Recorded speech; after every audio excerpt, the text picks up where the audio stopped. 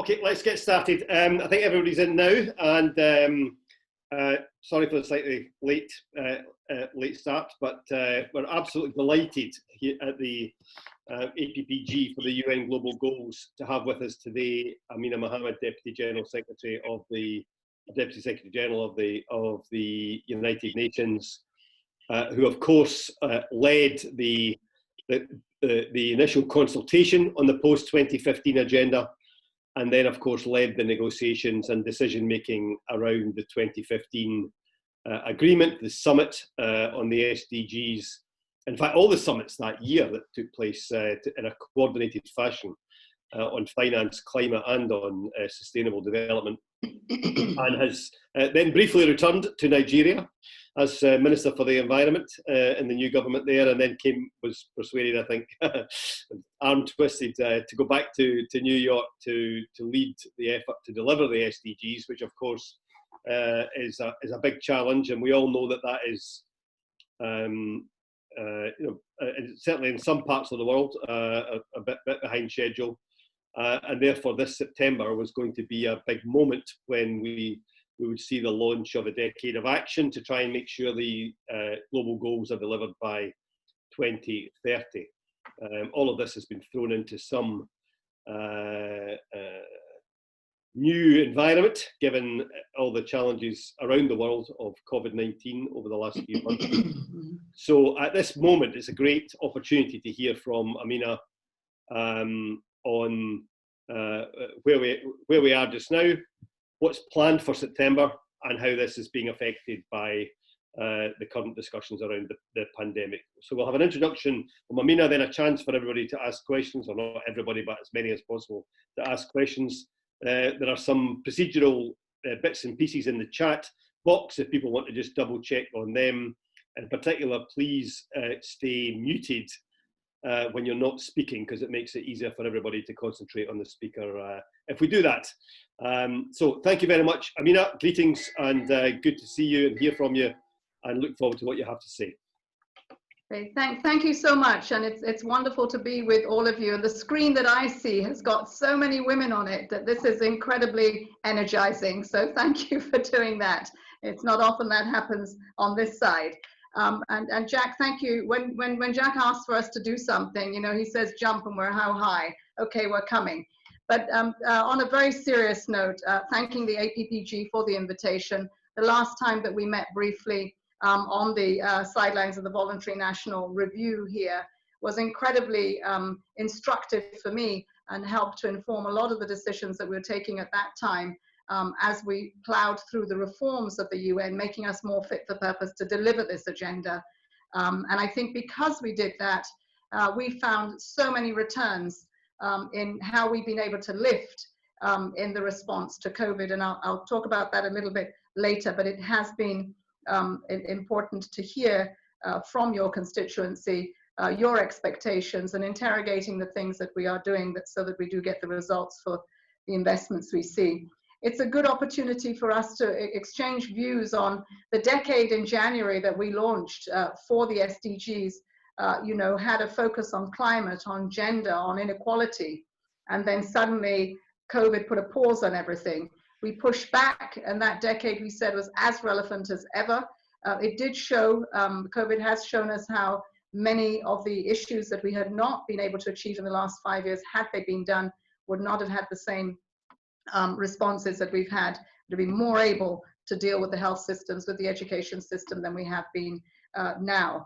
But also, you know, we'll be happy to share with you what we've done for the response and the recovery. The work that you are doing is incredibly important. I know that there have been some decisions made recently, but I think just digging in, that this still is the best framework that we could possibly have to, first of all, respond to what is happening in this global pandemic that we have, that's got very much a human face. It's a crisis that where we've taken measures to suppress COVID, it's ended up with side effects in the socioeconomic part of many economies that are beyond what we have imagined, and will probably last for many, many years.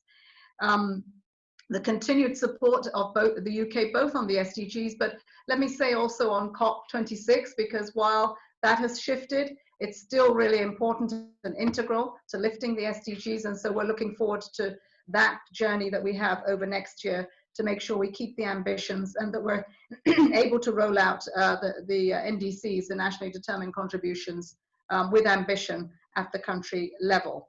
I'm still hoping that we will see your leadership. I mean, we have the high-level political forum this week, next week, and UK's participation and leadership in this is going to be critical to keeping the ambition of the 2030 agenda. On COVID, let me, first of all, begin sympathies and lives lost, many, many lives lost, many that have been incredibly vulnerable to this that we never expected. And I think, when COVID landed, it really did show how inequality is a global issue, and that when we look at the age diversity, that we really had some blind spots. And for that, we're learning lessons very fast because COVID is not over. But we also, as a result of that, and I think the urgency of it, appreciate UK's leadership on looking for the vaccine, UK's leadership and convening to make sure not only are we looking for the vaccine, but we are trying to keep existing services in place and commitments to vaccines writ large up front and center. The vaccine initiatives around the ACT Accelerator, which look at finding the vaccine, producing it and delivering it. So the people's vaccine very much in front.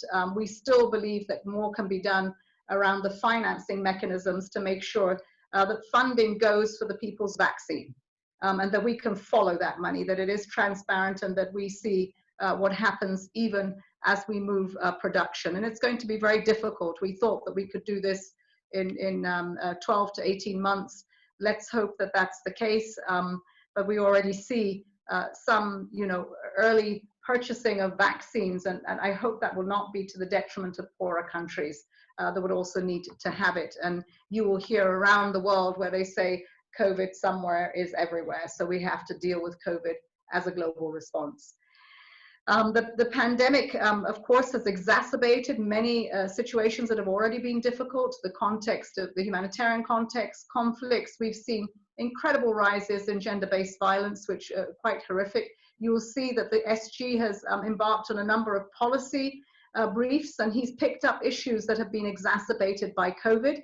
But he's also shown the opportunity of how we can use COVID and the actions that we would take in the investments that we need today in many stimulus packages to address this. Now, while I talk about the stimulus packages, let me just say that there has been trillions made available in the north of our world, and yet stimulus packages remain with huge fiscal gaps in the south, where they need to take the same kind of actions to keep people in work, especially women, the informal sector, to keep health systems going, to keep education systems going. This is what we need. And so, again, UK's role in the G20, in the G7, in looking at the financial tools, particularly including the private sector and creditors into those discussions, is going to be really, really important.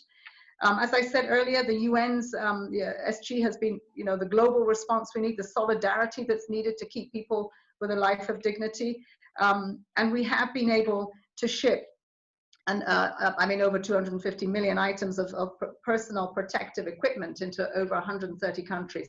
So our system is working. That ecosystem that we have, the footprint that the UN has is working. You're getting a good return on the investments that you've made over years, because they're established, they're trusted. And I have to tell you, many partners in the multilateral system have left countries, and we've been able to fill in that space to make sure the partnerships we had earlier, we've strengthened by them not being there, keeping that space filled with a response that would otherwise have been a huge gap. How has that happened? There's been a lot of repurposing of resources that have been lent to development, and I think that we've got many, many examples to show you in the UN system, but also in in the EU, in the World Bank, where they have done this well and have asked us to participate in trying to find support for huge programs in countries. We have placed the UN supply chain network at the service of member states, and we're established hubs in more than 110 countries. That supply chain was something we were very concerned about because suddenly it was broken, and therefore it exacerbated the situation in countries that were already dependent on imports, but more especially in the health sector.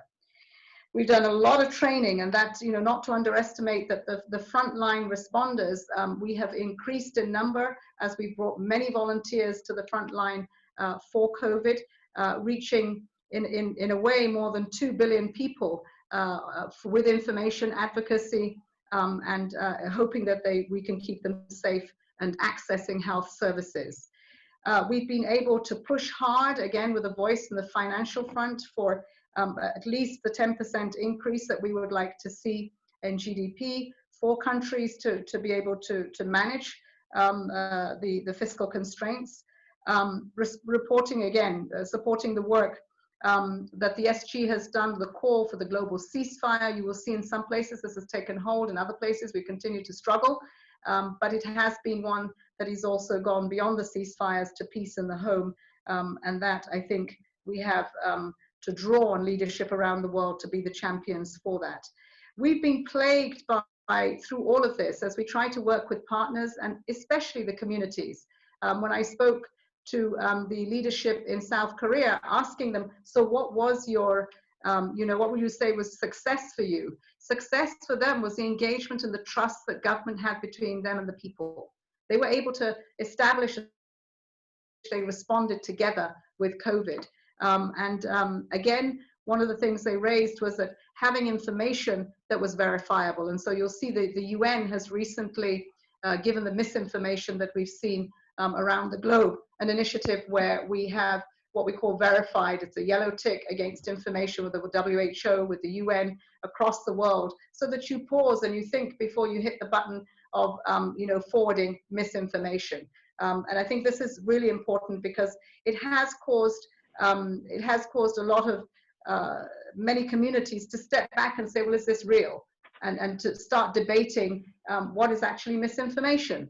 And so here again, we're finding different spaces. Hey, come on. Hello? Sorry, Amina. Okay. Carry on. Yeah, so again, finding spaces where otherwise we wouldn't have thought of it, but seeing that the implications for the lack of knowledge and information sharing could be a huge impediment to the work that our front line people are doing. Now, we've said all along that, you know, COVID bringing this pause is not a pause on climate change, climate action. Climate change continues. It's not a pause for the SDGs. What we did do in the UN was produce a framework that put development in emergency mode. That's not happened. Health was in emergency mode. The humanitarian piece was saving lives in emergency mode. But development is also always seen over 10, 15, 20 years.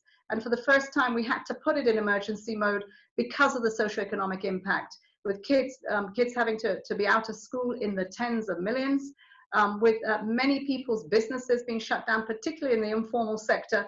So really figuring out how do we migrate these businesses onto digital platforms that would help. We've been able to do this in a couple of countries, but how do we do it writ large? How do we get social protection floors up and working at scale so that cash transfers can be given out to the most vulnerable? How do we help countries actually with their macroeconomic frameworks and the stimulus packages, where even when the IMF and the bank are able to give resources to poorer countries, we need to be looking at, with transparency, at the governance around which they are investing those gains for the stimulus packages, and making sure that we're not leaving the most vulnerable behind. The scale of it and the urgency, the framework for us deals around 5 areas. That's keeping systems going while trying to address the emergency health requirements. It's about looking at the key areas of social protection and the safety nets. It's about looking to see how we engage the macroeconomic piece, the community and the resilience, and all in all, keeping a focus on the SDGs. So again, with the response, there is the recovery. Whatever we sow with the opportunity of the crisis is what we gain the day after COVID. And this, I can say, we have plans now around the world in our 131 offices where our RCs are. this has been a big dividend of the reform, that our RCs, with their independence to pull the team together, have worked really well with WHO to roll out the plans and to connect with our humanitarian side of the house.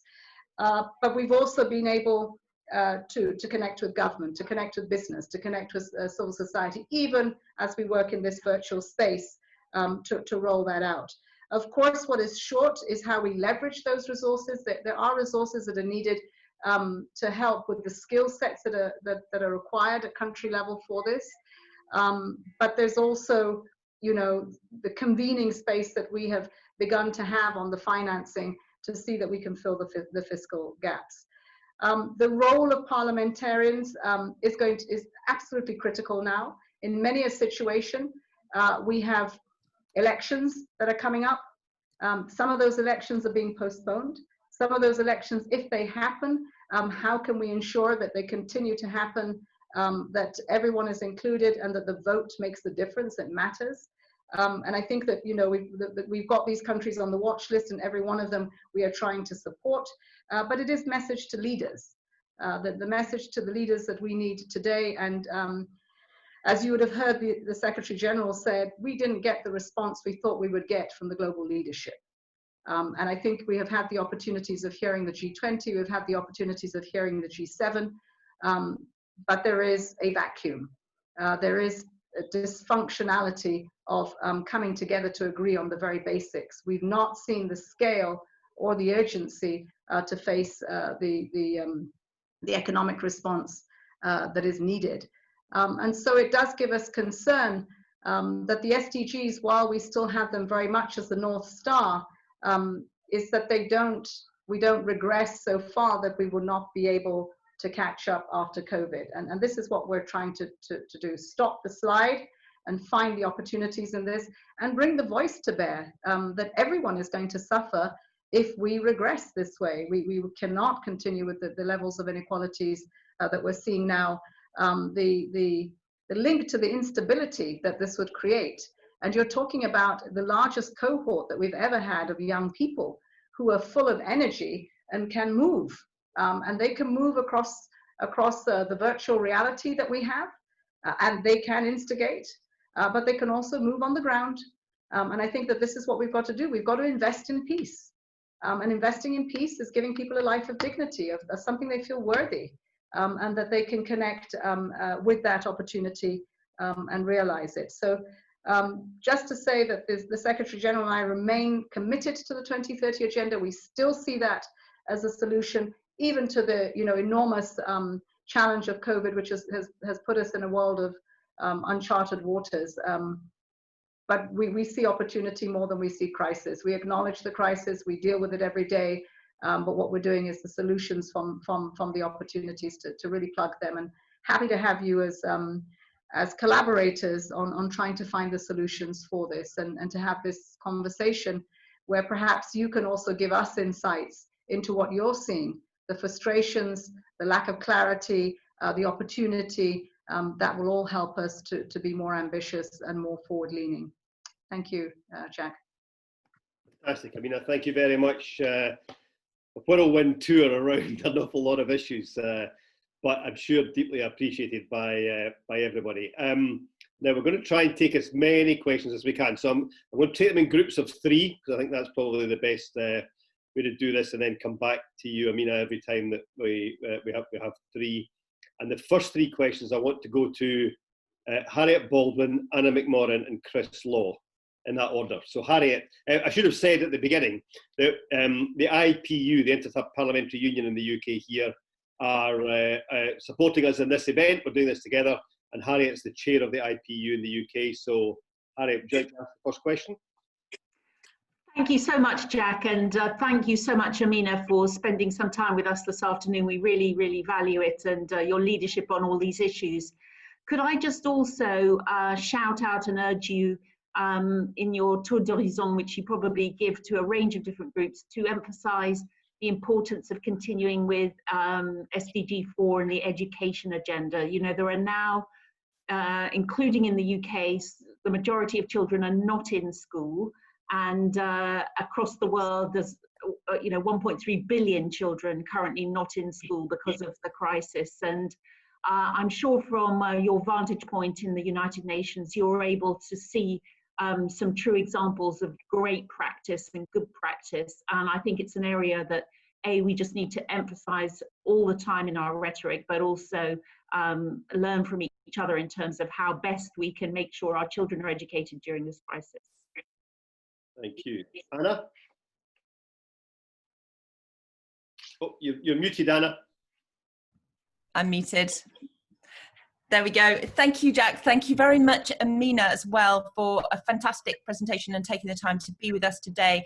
I'm the Shadow Minister for Deford, which I think you heard earlier is due to be merged with the FCO. So we are looking at the risk here of what is likely to go, what fundings are likely to go, and during this time of this emergency we face now with COVID, where programs are really being stretched across the globe and getting to those organizations on the ground, many of which you work with, the UN works with, to get across the aid to people. We're really, really concerned whether that's going to be possible. I'm also responsible for climate justice across the world, and I'm really glad to hear you talk about this decade being the key decade, the decade for action on climate and the SDGs role in that. So really, I just want to ask you about how we can see a continued determination on the for the NDCs, and how we can really push for determined outcomes on that, rather than just a kind of nice to have. What we can see as deliverable on the ground outcomes within the next critical decade. Thank you. Thank you very much, Anna. And then Chris Law. Thank you, and thank you, Amina, for your overview of all the big changes that are ongoing just now and all the challenges that we face. I also, very similar role, shadow the Secretary of State in the UK. So my concerns are really about the money at the end of the day. There are three things: obviously falling remittances around the world, falling GNI, and we know now from the UK government that they will follow that fall, and also governments are increasingly acting in the national interest, whatever that means. What I wanted to ask really is, if there was one thing you wanted, and I know there's many things, but if there's one number priority, what should our government in the UK at least be focusing on? What message would you be putting out there on a sort of list of priorities, if the top three, but number one, what would you be your first? There you go, Amina, some nice... I know, it's like taking me into Chris was taking me into a sweet shop and saying, just pick one. And, that's just a disaster. We don't do that, but it's like the goals, isn't it? I think that, I would say that what I found worrying is that, we're looking at the financing, and we cannot get away from financing. And I think here, whatever way it comes, we need to see the UK leadership in that discussion, in the G20 and in the G7. And when we're talking about that financing, there are so many ways we can come at this. Now, UK has the opportunity of the chair of COP. We are both got the same advisor, Mark Carney, who is telling us how to do this, both in the public and the private sector. So my one ask would be, how to open up that space where the private creditors are really important to this discussion and have got their heads in the sand. They're not coming up, but they are determining through a lot of the actions that they take an inability for people to remain viable in terms of investors and investing opportunities for business and governments around the world.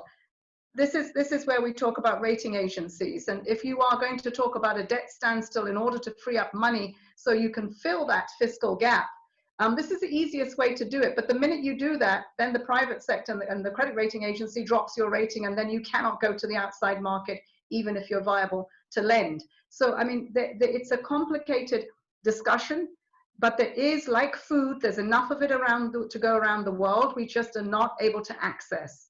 And I think that, you know, it is a great opportunity to Anna's position on climate. You can condition debt standstills and any other debt instruments can be conditioned to growing back green. So it's really important for us to be involved in that discussion. The UK right now are happy to discuss the COP. They're happy to discuss building back and sustainability, but we want the here and now for the resources that need to be moved to enable that to happen. And that is not quite happening. And that's the voice that I think we need to hear more of, if I had to ask for one thing. On the funding, again, I think the funding issue is important. There's going to be a lot of question about how you repurpose. Every government comes in with their priorities, and you know, I think, you know, we will, depending on which side of the fence you sit on, there are grave concerns. And I think that when we thought about repurposing our resources that we had, for instance, in the Spotlight program of on gender-based violence, we were very concerned not to lose what we were doing as we repurposed. And so I think the conversation for what happens with funding now is to make sure that we don't throw the baby out with the bathwater. There'll be a lot of repositioning. There will be different players, but let's not lose the players. And I think that this is important to us at the country level. What's the narrative? Is the narrative going to be less, or is it going to be looking at where those resources go differently in the national interest? I think we have to have a discussion about national interest, because if you're living in the midst of instability around your borders, that's not in the national interest. And I think we have to bring home this question on national interest. I was very, you know, very happy to have the conversations where COVID hit, and I said, yes, I get that countries are trying to put their oxygen mask on so that they can help. But the oxygen mask has been on for a pretty long time now, and there's not enough help going out there. So I think that that's what people, yes, we understand that, but there has to be that hand up, because without it, what will happen is that that sphere of engagement of security will be at risk, and national interest needs a much more robust discussion on it, and so we see that. On climate justice, I've just come out of chairing the first advisory group of the Food Systems Summit that will happen next year, and you know, this clear link to the NDCs. We hope that we will get as many NDCs, even though COP is not happening this year, as many as we can, more ambitious by December. We're targeting particular countries on strategies that are looking at where that needs to happen, whether we're talking about Indonesia or India or China, to see how we make that a reality on the ground, so that you see pipelines of investments on sustainable energy and the transitions, but you also see it on nature-based solutions and the food system, which of course account for 29% of the emissions. Last but not least, the emphasis on education. Well, tomorrow, my biggest meeting tomorrow is in education with the executive director of UNESCO. And while they're trying to imagine what education will be here on in, we're also trying to say, well, what about now? And how can we really look much more inclusive at the skill sets that we're talking about, and not just for our students, our pupils, but they're also for teachers. So a much more comprehensive and broader look at education, and it is on the agenda, and we will take your advice there of placing much more emphasis in making that one of the priorities. Great. Back to you, Jack. Fabulous, fabulous. That's really interesting, very helpful. Now, is Lord Randall on the Zoom list for us here? Lord Randall, I'd submitted a question in advance, but maybe he's not here. Okay, now I'm going to jump then to Baroness Sheehan, and then Helen Grant to be ready after Baroness Sheehan. Hi, thanks, Jack. It's lovely to meet you. I want a couple of questions. First one is about Africa, and if you can give us a quick update on what's happening with COVID-19 there, And second question is about vaccine availability and access. And if you can say very quickly what the UK is doing with respect to the ACT Accelerator, and is there anything more that the UK could be doing? Thanks, Shasta. Helen Grant. You're muted, Helen.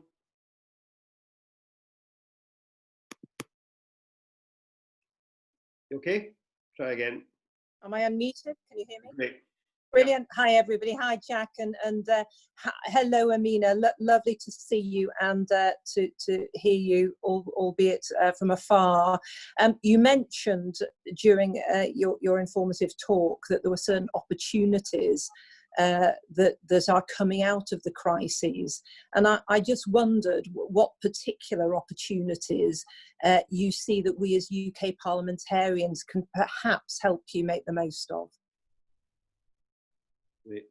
I'm going to abuse the chair and just chip in a third question in this section as Lord Randall wasn't around.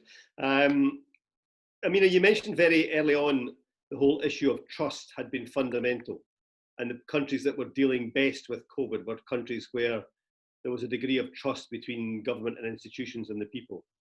And it seems to me that strikes at the heart of Goal 16, that the idea that was very much central to your vision for the goals back in 2015, that we needed strong, democratic, trusted institutions, nation by nation and globally. And I know there's maybe been a little bit of a danger in the level of trust in the global institutions, some of them at least, over the last few months. But I wondered if you had any reflections on the relative importance of Goal 16, given the experience we've had in COVID, where governments have had to impose some pretty tough legal restrictions or show some tough leadership, and that the level of trust that they have and the level of consistency they have in that, has maybe affected their support at a local level. Yeah, that's been, I think that one has been, I think across the globe, we've seen how in the beginning where leaders were slow off the mark to engage the community with the lockdown measures they were putting in place, they did not fare very well for very long. People did not follow those instructions.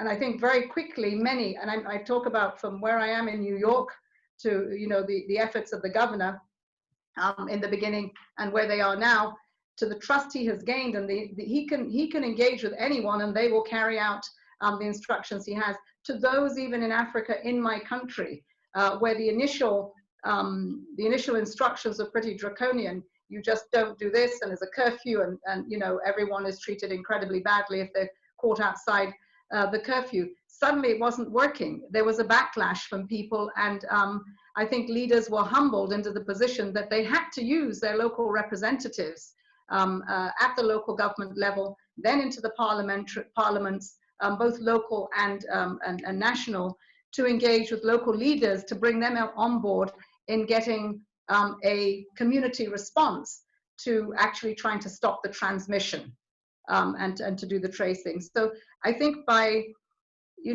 default, the engagement that we should have probably had before on many issues, COVID has opened up that space where it's brought its representatives closer to the people.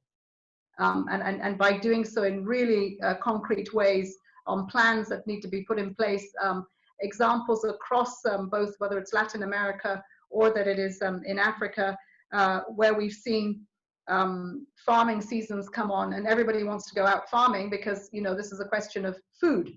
And then having that, interaction with government to say, okay, we will have to find a happy way with doing this, keeping you safe, but at the same time allowing you to go out and farm, allowing you access to the markets. And it really has been a collaborative effort. And I think it's shown government where they've had strengths. Let me say on the governance side of this, where money would have otherwise have disappeared somewhere, governments have had to say, actually, they can't afford that. They can't afford the lack of governance because they don't have the funds, and that money has to be used or they won't survive. So that, the whole urgency of this massive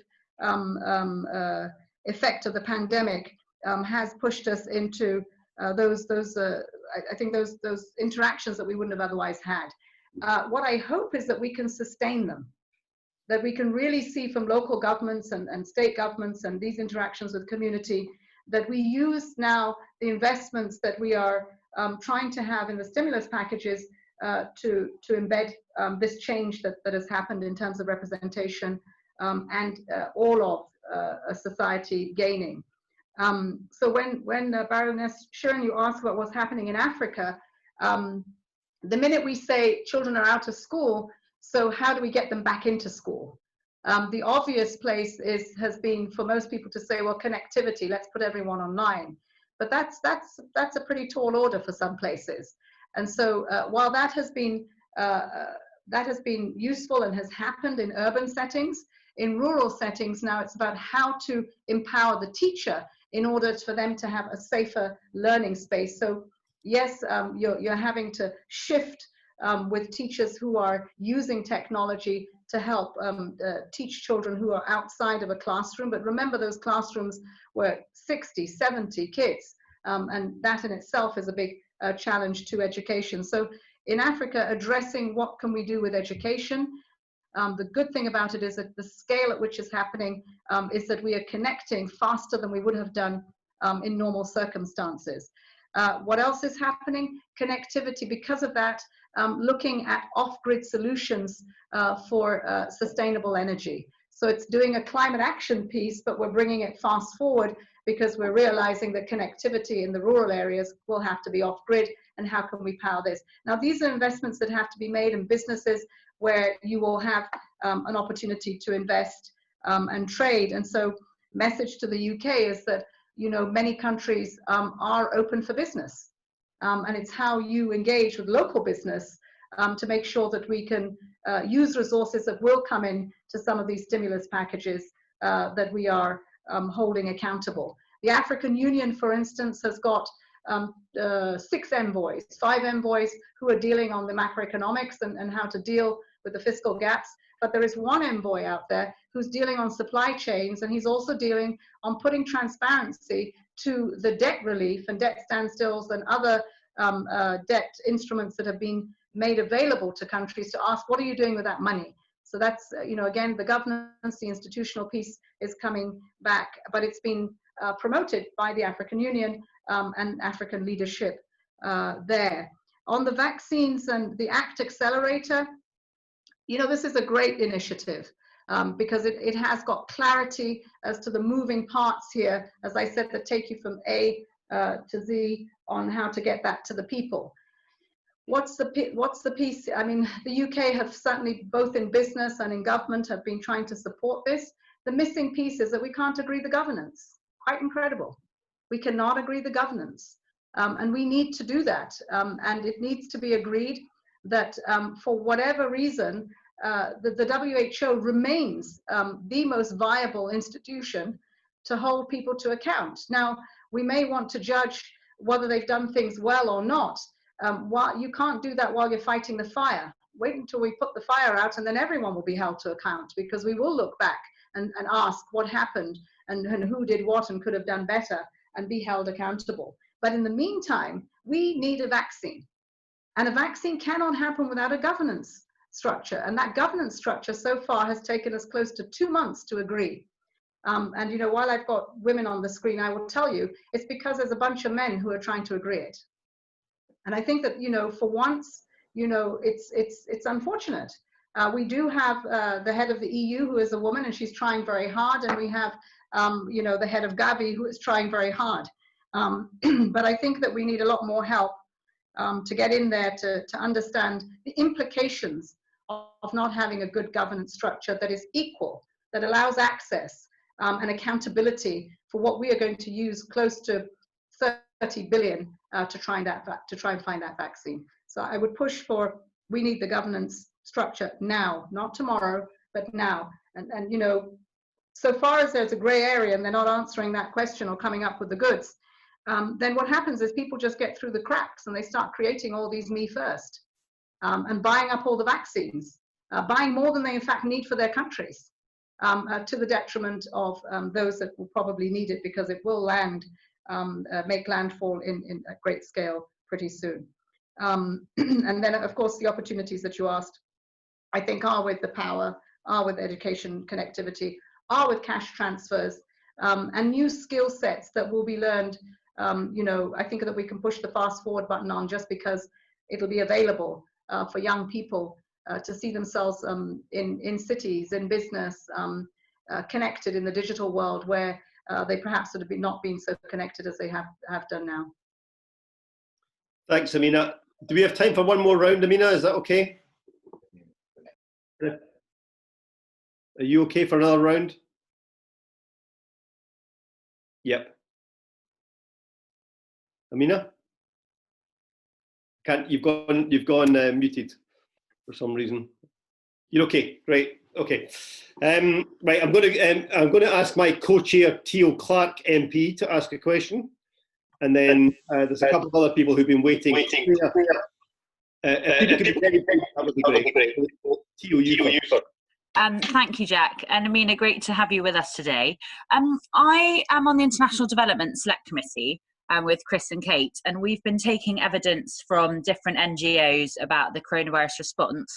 And something that really concerned me was hearing from some of the frontline workers in the refugee camps, and particularly the fact they've had now several cases of COVID-19 in Cox's Bazar. And I've been out there to see their camps. And obviously there's no way to do social distancing. It's extremely difficult for NGO workers to do their job given the current context. So I just wonder, I think this is going to be a growing problem, not just in Cox's Bazar, but every refugee camp around the world. Is there anything else that the UK could be doing to help with that situation? And it'd just be helpful to have an update from your side of what internationally we can do to help in that scenario. Great question. Now we've got three people, very quick. You have to be very quick here. Tiziana Oliver, you're muted. You go. Yes, my question was, there are groups that have been significantly affected by COVID-19, like people with disabilities. And there are a lot of examples where they were extremely disadvantaged and therefore actually a lot more people died as a result of it. So our question is, you know, what are we going to do to make sure that in the recovery that is addressed and they're not yet again left behind and unprovided for? Thank you. Thank you, Tiziana. That's great. Nick from Rothschild. Yes, thank you. What we've seen up until before the coronavirus pandemic was a severe reduction in the creation of new jobs, particularly in the USA and in developed economies. And what we know is in every crisis, recession and pandemic before, economies have changed significantly and new roles have been created. However, what we've seen in the last 10 years, more roles going to automation and technology and robotics. I'd be really interested in hearing how we can manage over the next 10 to 15 years this transition to greater automation and how we deal with many people feeling a lack of economic relevance as we go forward. And last but not least, because she was the first person to put her hand up at the very beginning, Claire Thomas from Minority Rights. Yeah, hi, thanks Amina, thank you so much. My question is slightly at a tangent actually, which is about George Floyd, because I work for minority rights groups. So the SDGs, when they were signed in 2015, a number of the goals and targets were broken down with disaggregation by race, ethnicity, religion. And somehow in the process of the IAEG, some of that disaggregation has fallen out and is no longer being prioritized in the statistical collection of data. And I think one thing COVID-19 has shown us, particularly in the UK, is how crucial it is to disaggregate data by ethnicity and race and religion. So is there anything more that the UN can do to try to remedy this and communicate the importance of it globally? Thank you for all those questions. So Amina, this is your last chance to round it all up. Thank you very much, Jack. Well, first, let me start from the last question. I think, you know, the whole thrust of equality, inclusion, and leaving no one behind was at the heart of what I would say is a human rights-based agenda for the SDGs. And disaggregated data was absolutely essential. And it's what we've been fighting for an incredibly long time, because in the UN, while we hold the remit for that, it is about member states. And you will know that to get member states coming to an agreement on how disaggregated they want to be is a challenge sometimes. And it's more important now that we're bringing in the big data and that we're bringing other partners into this ecosystem. So the first thing that we've done is to be less aggregate about it at the global level and bring it down to the country level, where we're asking our country teams now to work with civil society and to work with others who have got skill sets with a lot of technology that allows you to get to the disaggregate. But to do it by issue, because if you just do it in a vacuum, it's just more data for more data. But we want to follow the issues. If we have gender-based violence, where is it? In which community? Disaggregate, who is affected by it? Not just, and try to get, the perpetrators, the survivors, those that, the spillover effect to children in those environments. So a real disaggregation. And I think that's started happening now because we are asking for results. And results are not about the way you spend the money honestly and transparently, but if they made any impact at all, and how did you use the data to do that? So it's a work in progress. I'm challenging this at this year's SDG moment. It's the first of in the series of the decade, so the first of the 10 years, where we will look at data in the 5 regions and try to disaggregate it. My first question was to say, so what's the impact on human development? And particularly, I want to know about gender, I want to know about inequality in the poor, but I also want to know about climate change as well, because that has a disproportionate impact on the poor. So just to say, it's a work in progress. Completely agree with you. And many of these flashpoints are bringing to the fore, but we need to keep fire under our feet. Civil society's got to use data better, to advocate better. We need to hear their voices, and we need to see those. I mean, the protest on the streets, we know that protests on the streets makes a difference. We do get action, and people are then targeted towards, okay, what are the changes, policy changes that need to be made with the mayor in the police reform and the unions? You start to get disaggregate even about your actions, but it will need for us to improve upon the data and not just wait for government to do it. Government is important, they are the custodians, but I think that we've got many other stakeholders. As the SG says, we're looking at a stakeholder multilateralism right now. There are many players in the destination which we want to reach. Nick, on the new jobs, I mean, this is probably the most difficult, because I think there's still, the penny has not dropped for many, that we have got to think about this and what happens in the next 5, 10, 15 years and the impact of COVID on that trajectory. And I think that this is a discussion that needs to be had. We've started with discussing in the technology space on the digital piece of this work, the governance, the access, what sort of education you even need for that, and where are the weakest links in all of this around the world. So again, the ILO report that has shown us how many jobs we've lost just recently. I would like to think optimistically that we can find those jobs in another space, but we need to think through what the economy will look like. So to stop discussing in so many silos a food systems transformation and discussing that with energy separately and what will happen in education separately. We need to bring these discussions around an economy and where we need to go. And we already have that framework. It's called the SDGs. And this framework is really helpful. The first 6 goals are very clear. These are basic rights that revenues in our countries need to pay for, and we need to do better at it. But the second set of goals that take us from 7 to 15 are where the investments need to be made to get those revenues in the first place, to make sure that we have inclusive growth in our economies. And none of that is going to sit right if we don't strengthen 16 and 17. Really articulating what we mean by strong institutions and the rule of law, and tailor-made to our context. We cannot do a cookie cutter on this. People are at different levels, and we need to make sure that we frame that and we begin the journey with them. And then the partnerships, Business has got to be a much more integral part of this, but let's not forget the other partners that we have in academia, parliaments, local governments, mayors. The partnership ecosystem is very, very exciting, and we need to leverage it. In terms of those that are being left behind, I mean, we were very clear, those who are living with disabilities, the mental health issue, the gender-based violence, these are all vulnerable women, largely young people. And as we said, with the age disaggregation, many elderly people fell victim to COVID. We do have a policy brief, many policy briefs actually, but on issues that are very important. The policy brief on disabilities was a really good piece of work where we brought in our partners from the outside to help us see what were the top 3, 4, 5 issues that we needed to ensure were part of the spend as we were responding to COVID in country. And happy, Jack, to send you a link to all of those so that you see the direction that we are going. But again, just to say that, you know, we know what it is that we need to do. There's enough out there for us to do that.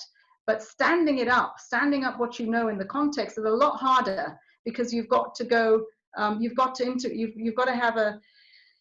be engaging with government. You've got to be engaging with civil society, and not all the time do they have the capacity to engage at your level. So you have to take a step back in order to go a step forward. So we do know the solutions. We know the scale at which it has to happen, but this is the long haul. This is not going to be over. It's not a quick fix. This is a decade of day-to-day grind, trying to get inch by inch to the ambitions that we have.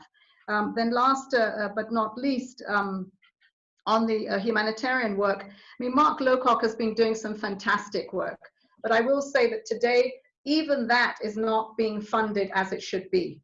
And he's asking for those funds to increase, you know, the space to include more than just Cox's Bazar. But as you said, even in Cox's Bazar, we are not doing as much as we could do. This all requires resources. Nothing ever happens on fresh air.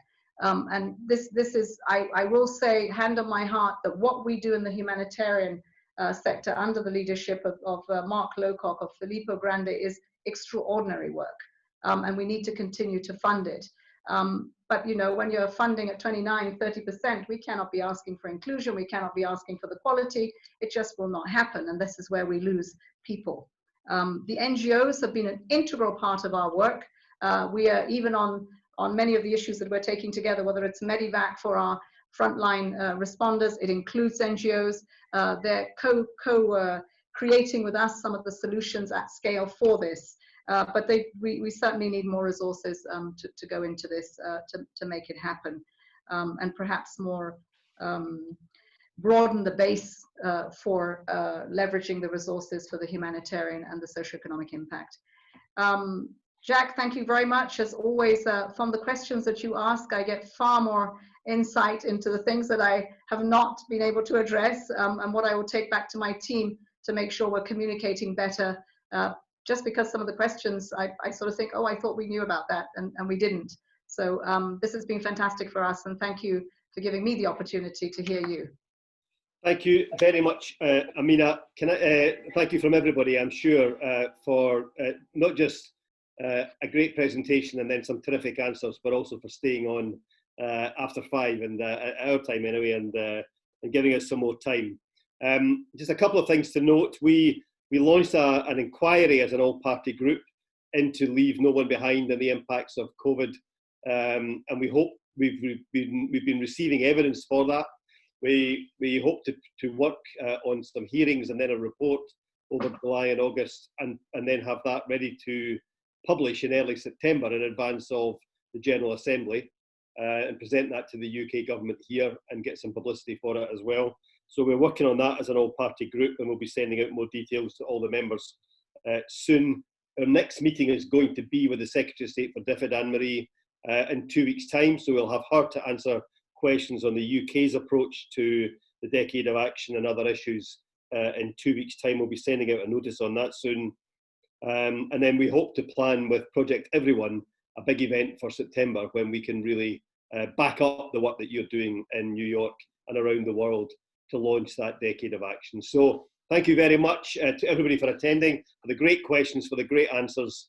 And as ever, Amina, we wish you all the very best in one of the most difficult jobs in the world. You do a fantastic job and you keep smiling. And we look forward to seeing you again soon. Thank you very much. Thank you. Thank you, everybody. Thank you.